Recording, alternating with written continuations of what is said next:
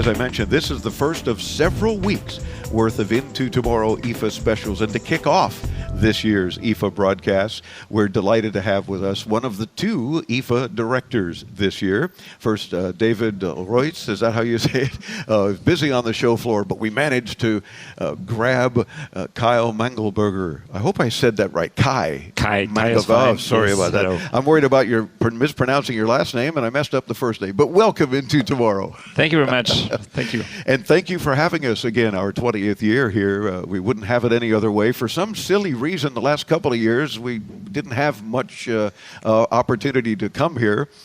Some silly reason, of course, being the pandemic that we all dealt with. But tech is back, and IFA is back. And we couldn't be more excited for you guys and our audience and us. Yeah, it's the same for us. You know, being a host is our DNA. We would like to invite the entire world for being here. And after 3 years, it's really a very special moment. Oh, yeah, for sure. And I'm glad you said it that way, because being the host, I can relate. Being the host of this show, you know, we couldn't bring everything. We did, of course, Zoom interviews. We did a lot of virtual stuff. But when there was no show at all, it was tough to do that, too, because, you know, you can't promote a show that's not happening. Yep. But you guys put it together, managed to make it all happen, and everybody is excited. You know, we always judge the popularity and the success of any trade show that we broadcast from around the world, which now that we can all travel again, we'll be continuing to do that, whether it's a Mobile World Congress kind of show or that little show in January at CES, I think it is, where we'll be launching our 28th year this January. It's always important to be there. You know, to make contacts, you know, to be face-to-face with people, and in our case especially, to show products that are being introduced and all the excitement that surrounds it. Nothing like the opportunity to network in person. Yeah, that's totally true. I think to have even... we met the first time in reality, in real life, and of course we could have also a Teams interview or Zoom interview, but it's different to see each other and to shake hands, fist bumps, you know, whatever. That's very important. And I think from a business standpoint, and of course you would know this better than I, it makes all the difference in the world, you know, for buyers to meet with manufacturers here at IFA, for example, and say, not only will I order many of your product, but we're going to make sure we stay in touch, and your next version and your next product, you know, what a great relationship. And that is what a good trade show is all about. To build trust, you have to meet in person, and I think also a meeting is even better, you know, if you're in one room together, rather than someone sitting in front of a computer and you don't know what is he doing, who else is in the room, and all the small things. We know people playing video games under the table during a Zoom meeting, so this couldn't happen in reality. Or sipping a coffee or tea mug that's really got vodka in it or something. You know, are they really in the meeting? You know? Are they really participating? Absolute huge difference to be back in person. And I mentioned in the introduction of the start of our broadcast for this week, first of many weeks, that tech is back and that this show is rich in tech history. And that's one of the things that we're always so proud of. You know, I'm always reminding our audience that one of the first keynoters was Albert Einstein. And every time we say that, people go, oh my gosh, you're not kidding about rich in tech history.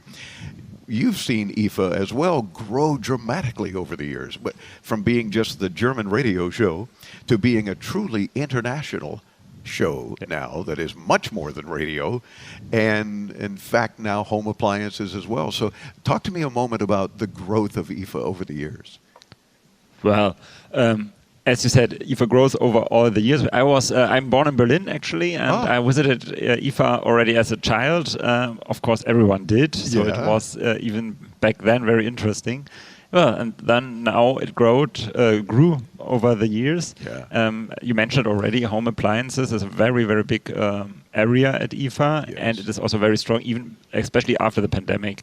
We can see they're all there. I think you will have also other guests here from this field. In fact, I'm glad you're helping to set that stage, because after your interview, of course, we're going to have so many people, not only from consumer tech and consumer electronics, but home appliances as well, because tech has really made a difference in the home appliance market dramatically. Yeah. And I think one big issue on this year's IFA is also connectivity, especially also for the home appliances. So IFA is also connected an entire business and actually the household as total. So good point. Absolutely, very good point. interesting. And we remember the first year several years ago where they first introduced home appliances, and it was interesting. You know, there wasn't as much technology, but it was certainly interesting with some new products. And then, of course, it just blossomed incredibly because the connectivity, as you mentioned, became very important. And yes, during the pandemic, I think their industry, the home appliance industry, grew very well because people were confined, they weren't leaving, but they had to upgrade appliances, they still had to, provide for the family and so forth. It became a very important market, even more so. Yeah, and it's getting even more mixed up. I mean, home appliances getting smart, even smarter. I know that you had some possibilities to have something used by your app on your mobile, but now you have recipes which tells you what to do and at the same time control all your devices. Yeah? So you don't have actually nothing to do or not a lot of. So the machines are taking over, no, but in a good way. I know they assist you at any step of your work. Sure, that's great. But in a good way with that connectivity. Yeah. For example, my oven, I can use the app to preheat it, and then it tells me when something is finished. My dishwasher now tells me when the cycle is finished. Well, that's good to know. It's like, oh, good, then I really need to take the clean dishes out now or something, or get the other load started or whatever. Those are the kinds of things that we couldn't do just a few years ago. You don't have to open your oven to check if it's finished. You can watch it on your smartphone, and this saves even energy. Not always open and looking, but checking it on the camera of your smartphone. That's true. And refrigerator, gee, do I need milk? I'm at the market, and you can check the refrigerator. And the milk, there's only a little bit left, as an example. Those are the kinds of things that have made a difference in people's lives. And as you buy new appliances, you have to look at those kinds of features. One of the things we've loved most about IFA all these years that we've attended and covered the event is the fact that it's open to the public, which is not the case, as I say, with these other shows, the Vegas show, etc. You have to be a member of the media, or you have to, and covering the industry, not just a member of the media, or a buyer, or a manufacturer. You have to be in the industry. Well, here at IFA, you can come and bring the family.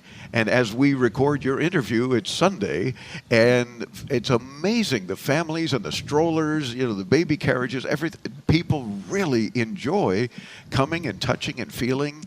And I discover that the manufacturers are so excited because they have built-in product marketing right there. We've watched so many people where the mom and the dad and the kids are asking, well, why is it the button here? Or why is it blue? Or, and then somebody behind them making diligent notes about, it's not engineers that are designing something. This is what the consumers want. And, version 2 now has some changes more for the consumer. I think it's an awesome opportunity for your exhibitors. Yeah. And also for the retailers, they can see how these products work with their customers. Yeah. And I think that's also a very important thing of IFA. That's And it continues to be, and that's always impressed us. So we invite many members of our audience. You've been especially cooped up the last couple of years. You're looking to get away. We've told several people, join us in Berlin. Make it a family vacation and come and see IFA, and you won't be sorry. That's for sure. Plus, you have a beautiful city. I often refer to it as the capital of Europe. Other cities are not so impressed when we say that. But hey, commerce and banking, everything, it's here in Berlin. Yeah. And even culture, and I think it's indeed a very special city which you can't compare also in terms of history to any other city in the world. It's maybe not the most beautiful city, I have to admit, but it's a very, very interesting city. Very. And you're right about history, too. I mean, it's truly amazing to learn more about history and what has happened in your city over the years and how you've managed to make it so much better over the years. So kudos to you guys, all you Berliners. And I didn't know you were a native Berliner, but that's awesome. And what has you most excited this year about IFA before we make room for as many of your exhibitors as we can start interviewing? Well, sometimes there are the small gadgets which I really, really like. For example, I'm also involved in a trade fair for fruits and vegetables. Okay. Gotcha. And this year's trend at IFA is indoor farming. So you have devices, smart devices, which will help you to grow herbs in a way that it really works with sensors, and you can also control it on your mobile phone, of course. Yes. And well, it looks very interesting, and we have several products here. Wow. So now you have to invite them back for your produce show, because it's a perfect tie-in, right? And that's interesting. Great point, because not only are families preparing food, obviously at home, and perhaps cooking more at home and so forth, but reaching over and picking some of those herbs and and the spices and tomatoes they're growing, whatever they're growing. And they're really, really fresh. You don't have to buy them. You have that 24 hours a day. Yeah. And well, that's cool, and I like that trend, because it certainly is picking up more so and continuing into tomorrow, if you will. That's a pretty good example of that. And of course, I'm glad you also talk about small appliances and small groups, because it reminds me of smaller exhibitors. We expect big things from the big companies, no question, and we interview many of them too. But we love bringing folks on that are startups, from IFA Next, for example, the great innovative area where they don't always get the publicity that they need and they deserve. And it warms the cockles of my heart to know if we can help promote some of those exhibitors that really have unique products and great ideas. And because they're small, in many cases young entrepreneurs, and it just makes us proud to help promote their products and their companies, because we see them going places. And they couldn't do that if they weren't here at IFA. And they have really great ideas. For example, a belt where you can feel the music, Oh. And I haven't seen that one yet. We'll have to look for that on the show floor. Yeah. That's cool. And then we interviewed someone the other day, Hayden Riley with Riley Scooters, and 20 years old, and he designed his own scooter, and they're manufacturing them, and the popularity is already there. He's already working on version 3 and 4. I mean, this is truly a success story in the industry. And he couldn't be happier. He's from the UK, but he couldn't be happier to be here at IFA. And of course, then he said, and on top of that, we're on into tomorrow. Yeah, well, I'm glad, that's helpful. But those are the kinds of people that we love our team to scour the show floor and find those unique things and folks that are doing something special. And that's awesome. So keep having those folks on, and we'll have them on as a result. We will. I think for me, IFA Next is one of the most interesting areas, because we have so many exhibitors on such a small space. Within minutes, you have so many new ideas and visions, and you're into tomorrow. Yes, I appreciate that, and their ability to network with some of these bigger companies too, because most of them are looking for partners. They can't do it all on their own, perhaps, whether it's marketing or advertising or manufacturing, whatever. But they're impressing people all day, every day here at IFA, and they're making those important contacts because we're back in person. Love it. So thank you for kicking off the broadcast, and we thank you for bringing these exhibitors here to us to be able to help promote. And we'll get on with our job of talking to as many of your exhibitors as we possibly can on the show. Yes, please do so. Thank you that you have such a close look on our show and distribute it into the world. It's our pleasure. And again, I wasn't kidding when I say it's our favorite remote broadcast every year. So we're glad that we're back on track and continuing that. And you want to visit IFA-Berlin.com, and you'll see what Kai and his team and David are up to on a regular basis, but especially if you want to make plans in the future to visit IFA, you won't be sorry. Again, IFA-Berlin.com. We'll link you when you visit us at intotomorrow.com. I'm Dave Graveline. Stay tuned. There is so much more to come. Don't forget all the videos of the interviews as well at intotomorrow.com, right here on the Advanced Media Network.